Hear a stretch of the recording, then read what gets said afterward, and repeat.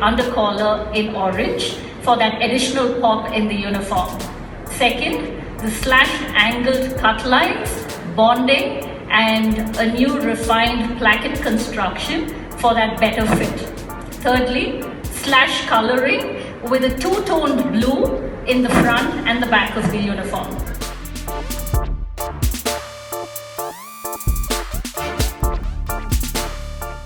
This jersey, as we were talking backstage as well, it's probably the best material that I've experienced in a Nike jersey ever in 10 years, and I'm really feeling the change because you can feel it's so light on the body, it's breathable, and I feel it's got no restriction at all. It's very stretchable, more than the last jersey as well.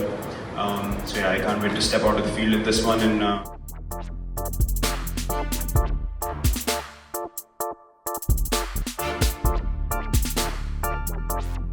always remind you of the great legacy that we have got. And I feel, it's not only that. All these are, the motivational stuff.